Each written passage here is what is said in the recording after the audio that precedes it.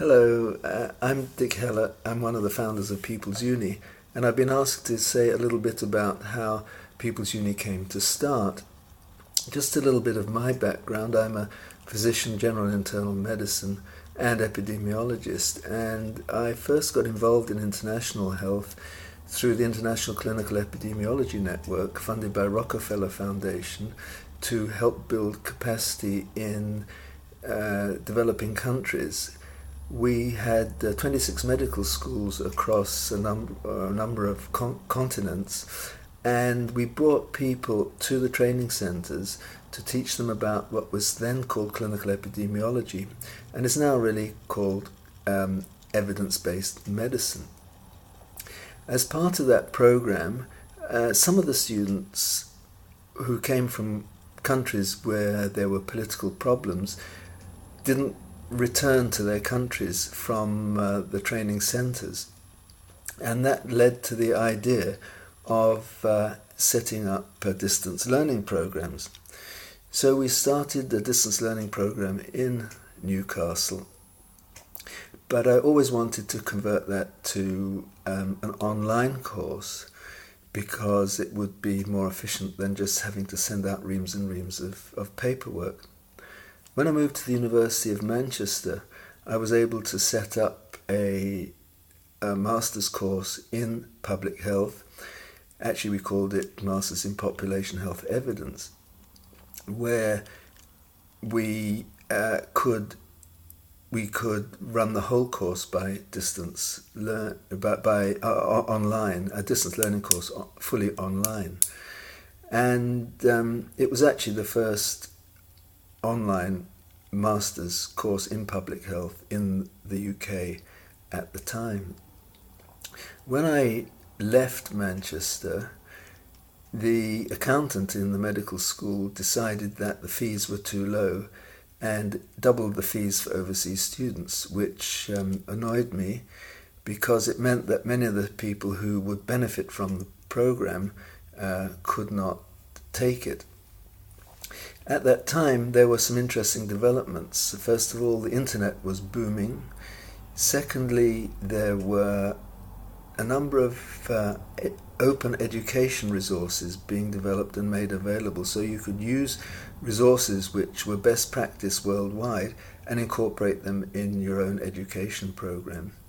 And then there was a free open learning educational platform. So that gave rise to the idea that we could run a very low-cost educational program targeted at building public health capacity in health professionals in developing countries. Excuse me, there was a lot of support for that amongst my colleagues in Manchester, and both from the educational side and also from the information technology side, which of course is crucial in any development of online learning. So we were able to develop a framework for the educational program, and started by a small group. We then were able to recruit tutors, most of whom were either friends or colleagues initially, but then much more widely as the program became known and the people found it on the internet, and we were able to attract an international cohort of tutors. The tutors would come from either academic programs themselves, where they were already teaching, or they were practicing public health people, and that gave them the opportunity to provide a teaching program. We've since then had more than 200 tutors volunteer to help. We started with a single pilot module in maternal mortality and built up then the program to have 17 different modules from which people could make various choices. And we then linked up with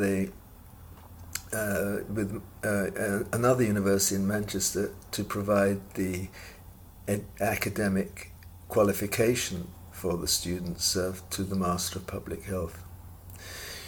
The graduates now are coming through at the time of recording this in October 2016.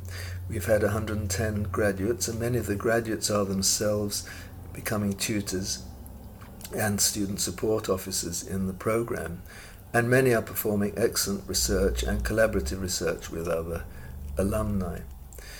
Now, the program is scalable because it's fully online. It can just be built up. We can have partnerships with all sorts of other organizations who share our mission, and we look forward to a very exciting and innovative future